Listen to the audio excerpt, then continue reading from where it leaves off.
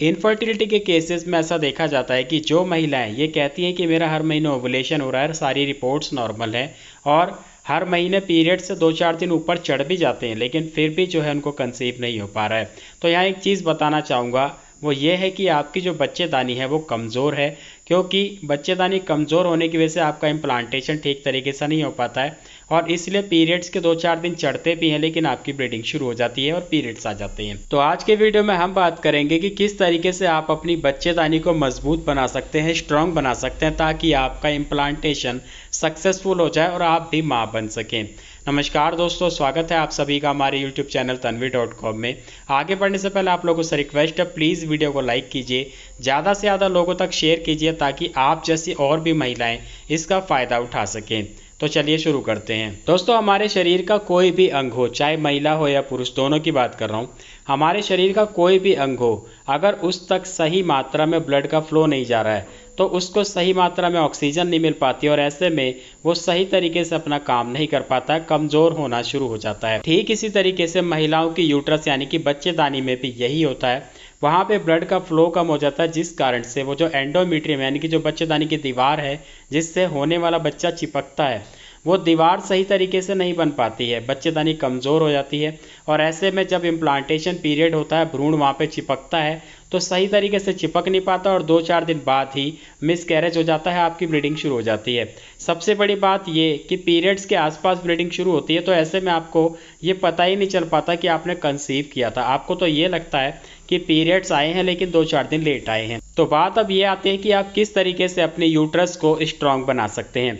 तो सबसे पहले आपको अपने यूट्रस में ब्लड फ्लो इंक्रीज करना होगा ताकि वहाँ पे पर्याप्त मात्रा में ऑक्सीजन पहुँचे और वो फिर से काम करना शुरू कर दे।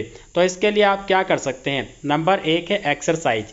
दोस्तों, एक्सरसाइज एक ऐसी चीज़ है जिससे कि आप अपनी बॉडी को एक्टिव कर सकते हैं और जो भी आपके शरीर की कमज़ोरी है उसको आप दूर कर सकते हैं। जिसमें कि आपको करना क्या है, लेग अप दी वॉल एक ऐसा एक्सरसाइज है, एक ऐसा योगा है जिसमें कि आप अपने यूट्रस पे बहुत ही आसानी से सेपरेट तरीके से ब्लड के फ्लो को इंक्रीज कर सकते हैं।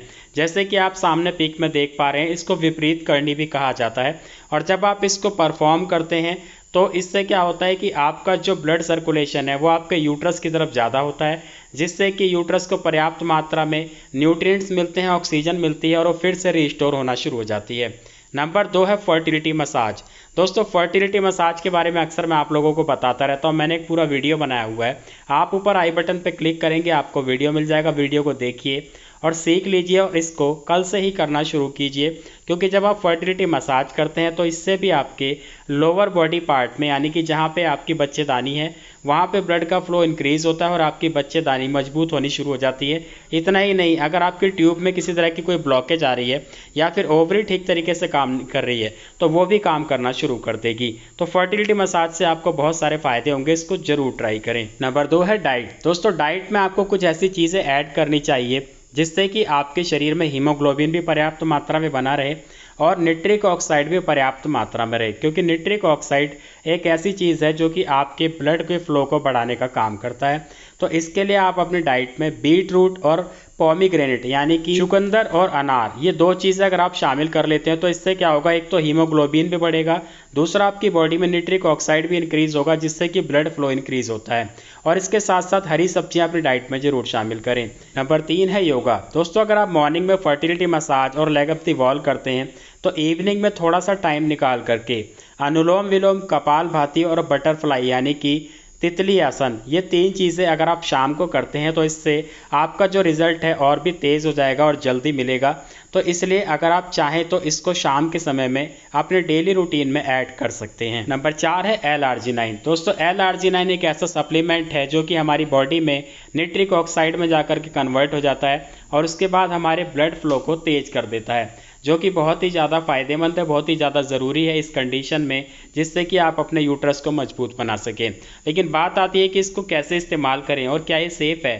तो जी दोस्तों ये बिल्कुल सेफ़ है। यहाँ तक कि डॉक्टर प्रेगनेंसी के दौरान भी महिलाओं को रिकमेंड करते हैं ताकि होने वाले बच्चे तक सही मात्रा में ब्लड का फ्लो पहुँचे और सही मात्रा में न्यूट्रिएंट्स पहुँच पाएँ ताकि उसकी अच्छे से ग्रोथ हो।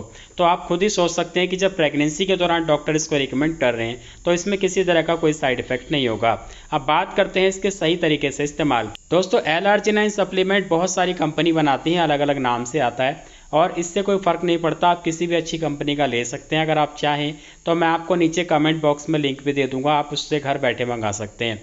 लेकिन इस्तेमाल की अगर हम बात करें तो आपको एक चीज़ हमेशा ध्यान रखनी है कि अगर आप इसको रेगुलरली इस्तेमाल करेंगे तो आपकी जो बॉडी है इसको अडॉप्ट कर लेगी और इसका जो है रिज़ल्ट कम हो जाएगा या फिर ना के बराबर हो जाएगा। इसलिए हमें करना क्या है कि आपको इसको 15 दिन कंटिन्यू इस्तेमाल करना है, फिर 15 दिन का ब्रेक देना है, बंद कर देना है, फिर 15 दिन इसको कंटिन्यू इस्तेमाल करना है। इस तरीके से 15-15 दिन का ब्रेक दे करके जब आप इसको इस्तेमाल करेंगे तो आपकी जो बॉडी है वो इसको अडॉप्ट नहीं कर पाएगी और हमेशा इसका आपकी बॉडी में रिजल्ट भी दिखता रहेगा और आपको इसका फ़ायदा मिलता रहेगा। इसकी डोज़ और इसके इस्तेमाल की अगर हम बात करें तो इसकी जो डोज़ है, जैसे आप सैशेट में लेंगे तो उसमें 3 ग्राम से 4 ग्राम के आसपास होता है और वो पूरा सैशेट ही आपको 1 गिलास पानी में डाल करके लेना होता है और इसको आप मॉर्निंग में या इवनिंग में किसी भी टाइम ले सकते हैं। इसके अलावा अगर आपको हेयर लॉस हो रहा है या फिर बॉडी में बहुत ज़्यादा थकान रहती है, आप कमज़ोरी महसूस करते हैं, तो इन चीज़ों में भी आपको इसका बहुत अच्छा रिजल्ट मिलता है। तो आज के वीडियो में इतना ही। उम्मीद है वीडियो पसंद आया होगा। इसको लाइक कीजिए, शेयर कीजिए।